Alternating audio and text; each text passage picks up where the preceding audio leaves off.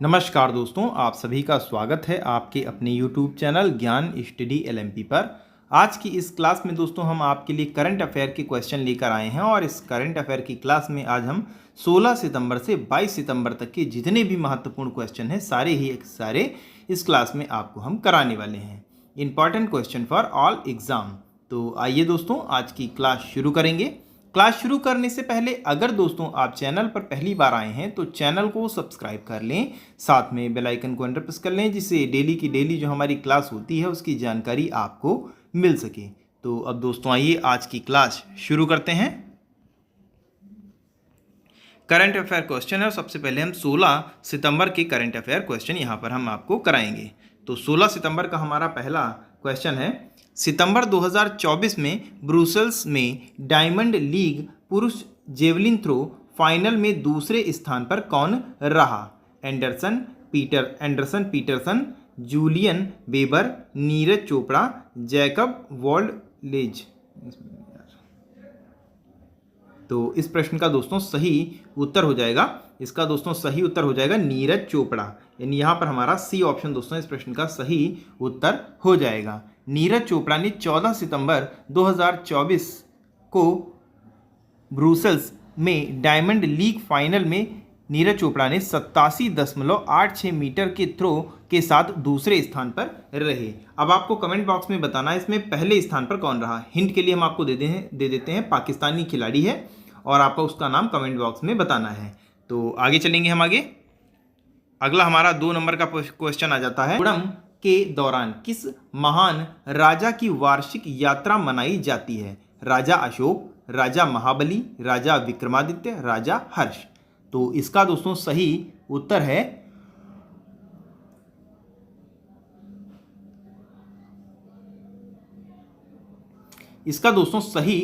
है राजा महाबली, यानी यहां पर हमारा बी ऑप्शन दोस्तों इस प्रश्न का सही उत्तर हो जाएगा।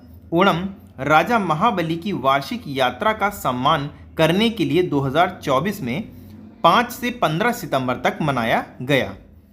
अगले क्वेश्चन पर हम चल रहे हैं और अगला हमारा 3 नंबर का प्रश्न आ जाता है, ओणम भारत के किस राज्य का प्रमुख त्यौहार है? तो आप पहले ऑप्शन देख लेते हैं, तमिलनाडु, कर्नाटक, केरल, आंध्र प्रदेश। तो इसके बारे में अभी आपने पिछले क्वेश्चन में पढ़ा और ओणम किस राज्य का है इसकी बात कर लें तो ये केरल राज्य का प्रमुख त्यौहार है और ये राजा महाबली की स्मृति में मनाया जाता है। तो सी ऑप्शन इस प्रश्न का सही उत्तर हो जाएगा। अगले प्रश्न पर हम चलेंगे। 4 नंबर का हमारा प्रश्न है, पोलारिस डॉन मिशन की प्रमुख विशेषताओं में से एक क्या थी? पहला, पूर्णतः महिला दल, विश्व का पहला व्यावसायिक स्पेस वॉक, मंगल ग्रह पर पहली लैंडिंग, सबसे लंबा अंतरिक्ष मिशन। तो इसका दोस्तों सही उत्तर है विश्व का पहला व्यावसायिक स्पेस वॉक, यानी यहां पर हमारा बी ऑप्शन दोस्तों सही उत्तर हो जाएगा।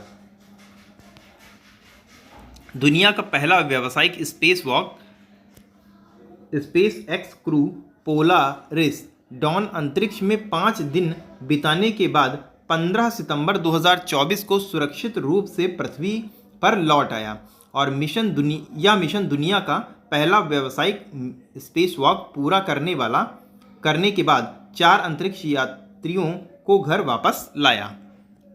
तो यहाँ पर इस प्रश्न का हमारा बी ऑप्शन दोस्तों सही उत्तर हो जाएगा। अगले प्रश्न पर हम चलेंगे।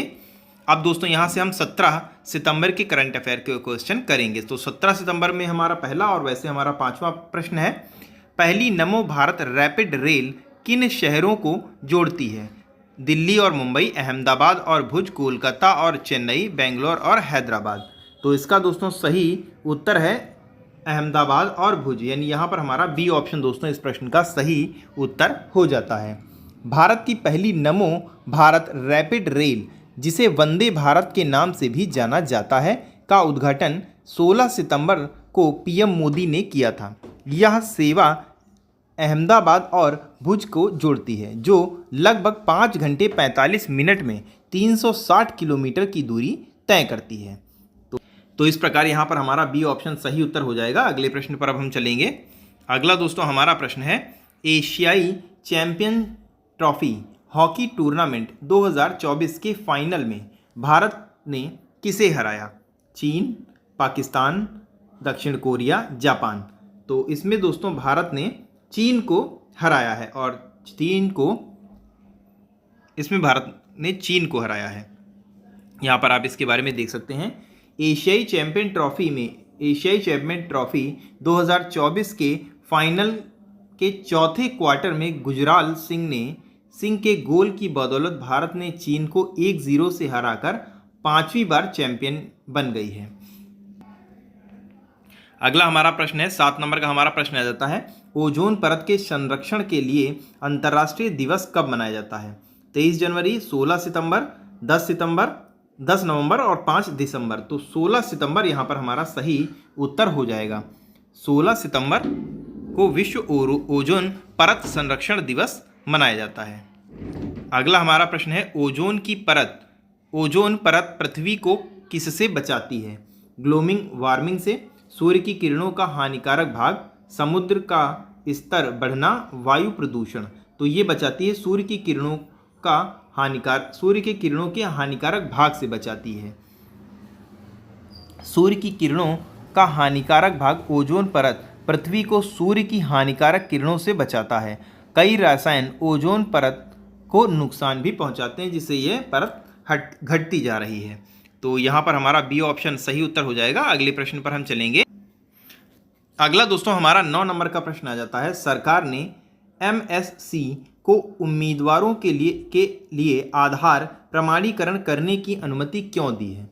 ऑप्शन है आपके, परीक्षा शुल्क कम करना, तेजी से परिणाम घोषणा सुनिश्चित करने के लिए, परीक्षा में धोखाधड़ी और कदाचार को रोकने के लिए, अभ्यर्थियों की संख्या बढ़ाना। तो इसका दोस्तों सही उत्तर है, इसमें दोस्तों सी ऑप्शन सही है, परीक्षा में धोखाधड़ी और कदाचार को रोकने के लिए ऐसा किया गया है। तो यहाँ पर हमारा सी ऑप्शन दोस्तों इस प्रश्न का सही उत्तर हो जाता है। अब यहाँ पर हम 18 सितंबर के करंट अफेयर के क्वेश्चन पढ़ेंगे। 17 सितंबर के हो चुके हैं, अब 18 सितंबर के यहाँ से क्वेश्चन हम करेंगे।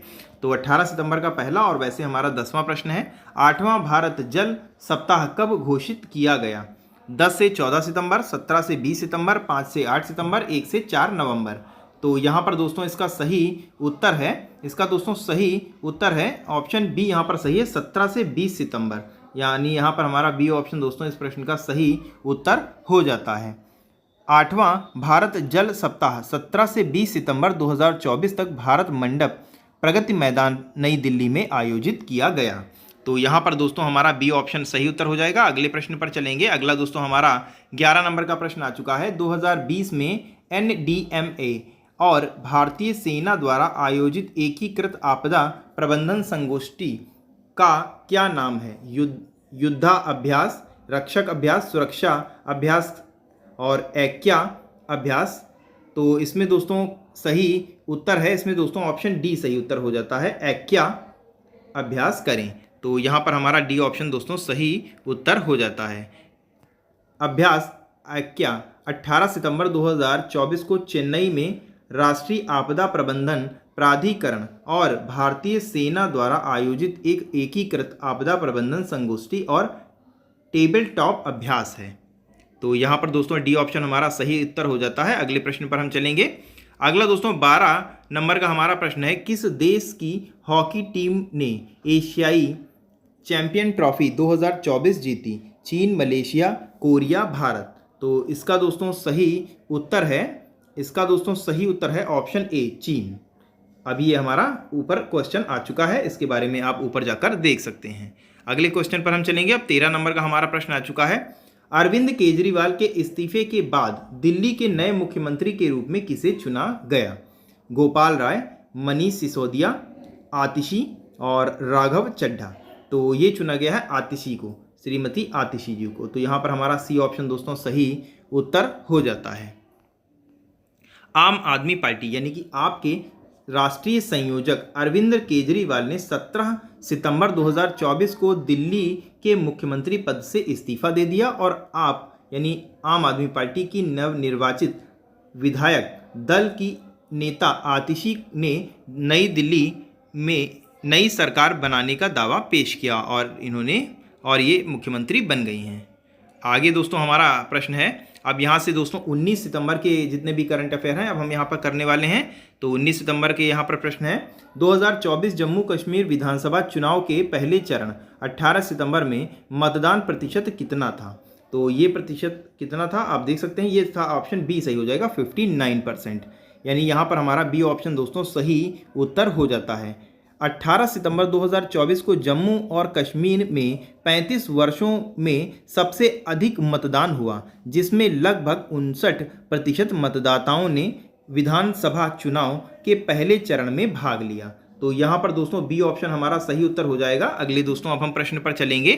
अगला दोस्तों हमारा 15 नंबर का प्रश्न आ चुका है। लेबनान में पेजर्स और रेडियो विस्फोटों से मुख्य रूप से कौन सा समूह प्रभावित हुआ था? स्थानीय नागरिक, लेबनान सेना, संयुक्त राष्ट्र शक्ति, शांति सैनिक और हिजबुल्लाह सदस्य। तो इसका दोस्तों सही उत्तर हो जाएगा हिजबुल्लाह सदस्य, यानी यहाँ पर हमारा डी ऑप्शन दोस्तों सही उत्तर हो जाएगा। 17 सितंबर 2024 को लेबनान में विस्फोटों की एक श्रृंखला में हिजबुल्लाह सदस्यों द्वारा उपयोग किए जाने वाले हैंड हेल्ड पेजर और रेडियो को निशाना बनाया गया। तो यहाँ पर दोस्तों इस प्रश्न का हमारा डी ऑप्शन दोस्तों सही उत्तर हो जाएगा। अगले प्रश्न की ओर हम चलेंगे। अगला दोस्तों हमारा 16 नंबर का प्रश्न आ जाता है। गगनयान कार्यक्रम के तहत भारत के नियोजित अंतरिक्ष स्टेशन का नाम क्या है? भारतीय अंतरिक्ष स्टेशन, भारतीय परिक्रमा प्रयोगशाला, भारतीय अंतरिक्ष स्टेशन BAS-1 और गगनयान स्टेशन। तो इसका दोस्तों सही उत्तर है भारतीय अंतरिक्ष स्टेशन BAS-1। तो यहाँ पर सी ऑप्शन दोस्तों हमारा सही उत्तर हो जाता है। अगला दोस्तों हमारा 17 नंबर का प्रश्न आ जाता है। एक राष्ट्र एक चुनाव प्रस्ताव की सिफारिश करने वाली उच्च स्तरीय समिति का नेतृत्व किसने किया था? नरेंद्र मोदी, अश्विनी वैष्णव, रामनाथ कोविंद और अमित शाह। तो ये इसका नेतृत्व किया था रामनाथ कोविंद। तो यहाँ पर सी ऑप्शन दोस्तों हमारा सही उत्तर हो जाता है।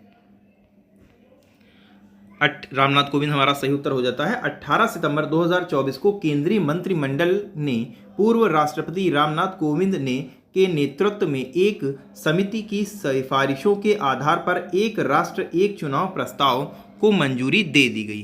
तो यहाँ पर दोस्तों हमारा सी ऑप्शन सही उत्तर हो जाएगा। अगले प्रश्न पर हम चलेंगे। अगला दोस्तों हमारा 18 नंबर का प्रश्न आ चुका है।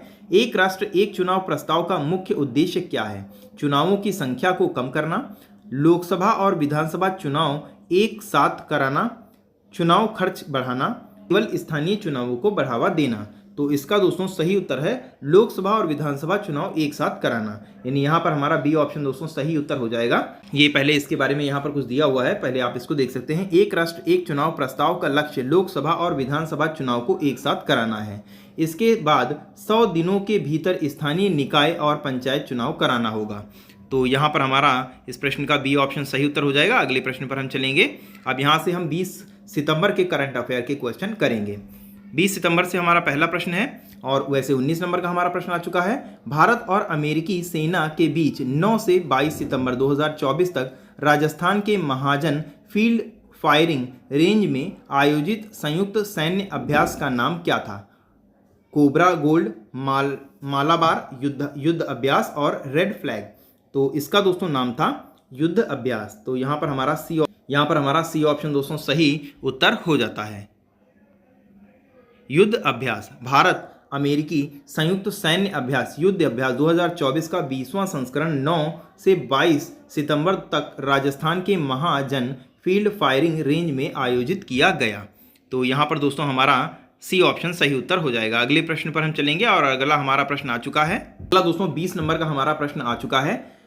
नवंबर 2016 से सितंबर 2024 तक भारतीय अर्थव्यवस्था में नकदी का प्रचलन कितना बढ़ा है? 12.5 लाख करोड़ रुपए से 25 लाख करोड़ रुपए, 16.5 लाख करोड़ रुपए से 34.7 लाख करोड़ रुपए, 18 लाख करोड़ रुपए से 30 लाख करोड़ रुपए, 14.5 लाख करोड़ रुपए से 32.5 लाख करोड़ रुपए। तो इसका दोस्तों सही उत्तर है ऑप्शन बी, यहाँ पर सही उत्तर हो जाएगा 16.5 लाख करोड़ रुपए से 34.7 लाख करोड़ रुपए। 6 सितंबर 2024 तक प्रचलन में नकदी 34.7 लाख करोड़ रुपए की, जो 2026 में मुद्रीकरण से पहले, जो 2016 में मुद्रीकरण से पहले 16.5 लाख रुपए थी। तो यहाँ पर बी ऑप्शन हमारा सही उत्तर हो जाएगा। अगले प्रश्न पर हम चलेंगे। अगला दोस्तों 21 नंबर का हमारा प्रश्न आ चुका है और 21 नंबर का हमारा प्रश्न है, नवंबर 16 में विमुद्रीकरण का मुख्य उद्देश्य क्या था? विदेशी निवेश को बढ़ावा देना, राजकोषीय घाटे को कम करना, रुपए के मूल्य में वृद्धि करना और काले धन को खत्म करना और डिजिटल भुगतान को प्रोत्साहन करना। तो इसका दोस्तों सही उत्तर है ऑप्शन डी, यहाँ पर सही उत्तर हो जाएगा, काले धन को खत्म करना और डिजिटल भुगतान को प्रोत्साहित करना। ये यहाँ पर इसके बारे में दिया हुआ है, काले धन को खत्म करना और डिजिटल भुगतान को प्रोत्साहित करना। विमुद्रीकरण का उद्देश्य काले धन को खत्म करना और डिजिटल भुगतान को प्रोत्साहित करना है। विमुद्रीकरण के बाद मार्च 2017 तक प्रचलन में बैंक नोटों का मुख्य 20.2% कम हो गया। तो इस प्रकार यहाँ पर दोस्तों हमारा डी ऑप्शन सही उत्तर हो जाएगा। अगले दोस्तों प्रश्न पर हम चलेंगे।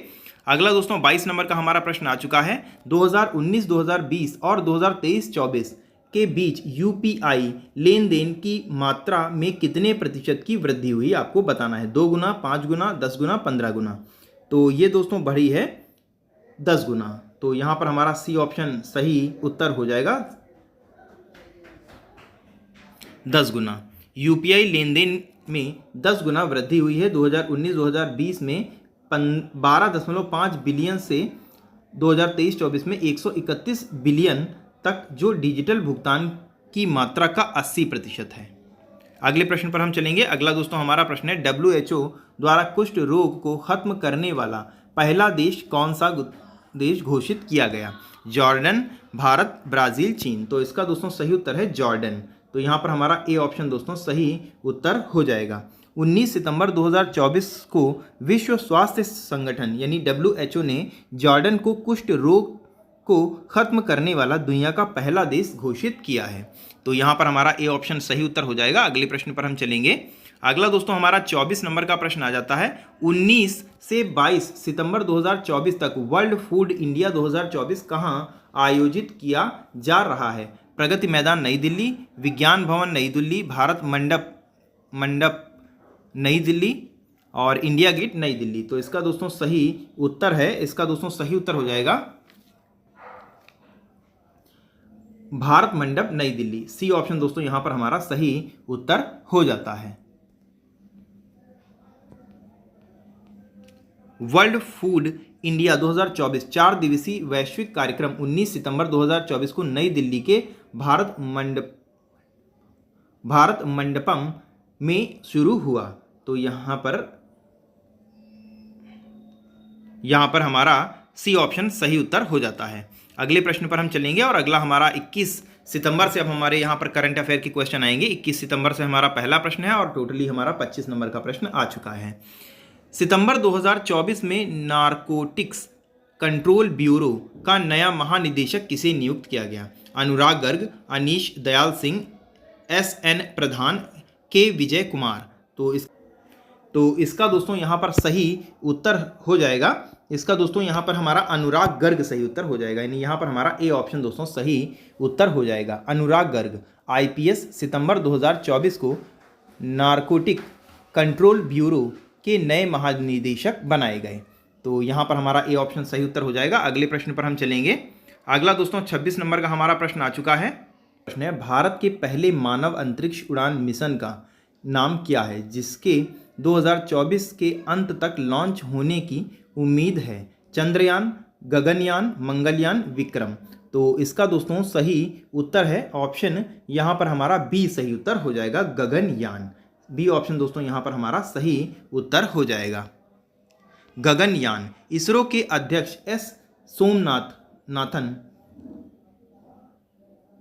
इसरो के अध्यक्ष MS सोमनाथ ने घोषणा की कि भारत का पहला मानव अंतरिक्ष उड़ान मिशन गगनयान इस साल के अंत तक लॉन्च होने की राह पर है। तो इस प्रकार दोस्तों यहाँ पर गगनयान यानी बी ऑप्शन हमारा सही उत्तर हो जाएगा। अगले प्रश्न पर हम चलेंगे। अगला दोस्तों हमारा 27 नंबर का प्रश्न आ जाता है, भारतीय अंतरिक्ष अनुसंधान संगठन ISRO यानी इसरो के वर्तमान अध्यक्ष कौन है? तो ये हमने अभी आपको पिछले क्वेश्चन में बता दिया, एस सोमनाथन। तो ए ऑप्शन दोस्तों यहाँ पर हमारा सही उत्तर हो जाएगा। अगले प्रश्न पर हम चलेंगे। अगला दोस्तों हमारा 28 नंबर का प्रश्न आ चुका है, सितंबर 2024 में प्रधानमंत्री नरेंद्र मोदी की संयुक्त राज्य अमेरिका यात्रा में निम्नलिखित में से किस शिखर सम्मेलन में भागीदारी शामिल है? G20 शिखर सम्मेलन, आसियान शिखर सम्मेलन, ब्रिक्स शिखर सम्मेलन, क्वाड लीडर्स समिट। तो इसमें इसका दोस्तों सही उत्तर हो जाएगा ऑप्शन डी, यहाँ पर हमारा सही उत्तर हो जाएगा quad leader summit. Quad leader summit. PM Modi ने 21 सितंबर को संयुक्त राज्य अमेरिका की 3 दिवसीय यात्रा शुरू की। वह डेलावेयर में चौथे वार्षिक क्वाड नेताओं के शिखर सम्मेलन में भाग लेंगे। अगला हमारा प्रश्न है, अंतर्राष्ट्रीय शांति दिवस कब मनाया गया? 19 सितंबर, 20 सितंबर, 21 सितंबर, 22 सितंबर। तो ये दोस्तों मनाया गया 21 सितंबर को अंतर्राष्ट्रीय शांति दिवस मनाया गया, यानी यहाँ पर हमारा सी ऑप्शन सही उत्तर हो जाएगा। अगला दोस्तों अब यहाँ से हमारे 22 सितंबर से जितने भी इंपॉर्टेंट क्वेश्चन है बनेंगे। तो यहाँ पर 22 सितंबर का पहला और वैसे हमारा 30 नंबर का क्वेश्चन आ चुका है, अंतर्राष्ट्रीय बेटी दिवस कब मनाया गया? 18 सितंबर, 20 सितंबर, 21 सितंबर, 22 सितंबर। तो ये दोस्तों मनाया जा रहा है 22 सितंबर को। तो यहाँ पर डी ऑप्शन हमारा सही उत्तर हो जाएगा। अगले प्रश्न पर हम चलेंगे। अगला हमारा प्रश्न है 31 नंबर का प्रश्न आ जाता है, केंद्र सरकार ने किस देश की सीमा पर बाड़ लगाने के लिए 31,000 करोड़ रुपए की मंजूरी दी है? चीन, म्यांमार, नेपाल, बांग्लादेश। तो इसका दोस्तों सही उत्तर है म्यांमार। तो यहाँ पर हमारा बी ऑप्शन सही उत्तर हो जाएगा। अगला दोस्तों हमारा 32 नंबर का प्रश्न आ चुका है, हाल ही में कवियूर पोन्नम्मा का 80 वर्ष की आयु में निधन हो गया। वे कौन है? शिक्षाविद, संगीतकार, अभिनेत्री, इतिहासकार। तो ये एक अभिनेत्री हैं। तो यहाँ पर सी ऑप्शन हमारा सही उत्तर हो जाएगा। मलयालम फिल्म उद्योग की लोकप्रिय हस्ती कवियूर पोन्नम्मा का शुक्रवार को कोची में एक निजी अस्पताल में निधन हो गया। पोन्नम्मा पिछले मई से कैंसर का इलाज करवा रही थी और उन्हें स्टेज 4 का कैंसर था। अस्पताल के सूत्रों के अनुसार उन्हें 3 सितंबर को भर्ती कराया गया था, लेकिन उनकी हालत लगातार बिगड़ती गई और उनकी अंततः मृत्यु हो गई। अगला हमारा प्रश्न है 33 नंबर का हमारा प्रश्न आ चुका है, चीता परियोजना के तहत अगले 10 वर्ष में किस राष्ट्रीय उद्यान में चीतों के एक समूह लाए जाएंगे? कूनो राष्ट्रीय उद्यान, रणथंभौर राष्ट्रीय उद्यान, राजाजी राष्ट्रीय उद्यान, वेलावदार ब्लैकबक राष्ट्रीय उद्यान। तो इसका दोस्तों सही उत्तर है कूना राष्ट्रीय उद्यान। तो यहाँ पर हमारा ए ऑप्शन सही उत्तर हो जाएगा। कूना राष्ट्रीय उद्यान और गांधी सागर परिक्षेत्र में लाए जाएंगे चीतों के एक समूह। चीता परियोजना के तहत अगले 10 वर्षों में इस परियोजना का 3 से 5 स्थानों पर विस्तार किया जाएगा। अगला दोस्तों हमारा 34 नंबर का प्रश्न आ जा चुका है, 14वीं हॉकी इंडियन जूनियर पुरुष राष्ट्रीय चैंपियनशिप 2024 को किसने जीता? मध्य प्रदेश, पंजाब, हरियाणा, मेघालय। तो ये जीता है पंजाब ने। किसको हराकर जीता है? उत्तर प्रदेश को हराकर जीता है। पंजाब ने शूट आउट में उत्तर प्रदेश को 4-3 से हराकर 14वीं हॉकी इंडियन पुरुष राष्ट्रीय चैंपियनशिप का खिताब जीता है। तो यहाँ पर बी ऑप्शन हमारा सही उत्तर हो जाएगा। अगला दोस्तों हमारा प्रश्न है और आज का हमारा अंतिम प्रश्न है। जी हाँ, आज का हमारा अंतिम प्रश्न है, संयुक्त राष्ट्र ने टाइफून यागी से हुई क्षति के बाद किस देश को सहायता के लिए 20 लाख अमेरिकी डॉलर आवंटित किए हैं? Laos, Malaysia, Cambodia, Vietnam. तो ये दोस्तों किए गए हैं वियतनाम को। तो यहाँ पर दोस्तों डी ऑप्शन हमारा सही उत्तर हो जाएगा। डी ऑप्शन यहाँ पर हमारा सही हो जाएगा। यागी तूफान से हुए नुकसान से उबरने के लिए यूएन ने वियतनाम को $2 मिलियन की आर्थिक सहायता देने का फैसला लिया है, जिसकी भारतीय करेंसी में वैल्यू करीब 16.7 करोड़ रुपए है। 16.7 करोड़ रुपए। तो कैसी लगी दोस्तों आज की करंट अफेयर की क्लास, आपको कमेंट करके बताना है। और अगर दोस्तों आज की क्लास आपको अच्छी लगी हो तो वीडियो को लाइक करें और ज़्यादा से ज़्यादा शेयर करें। और अगर आप चैनल पर पहली बार आए हैं तो चैनल को सब्सक्राइब ज़रूर कर लें। इसी के साथ दोस्तों फिर आज की क्लास यहीं पर हम समाप्त करेंगे। मिलेंगे दोस्तों हम अगली क्लास में। तब तक के लिए नमस्कार, जय हिंद, जय भारत।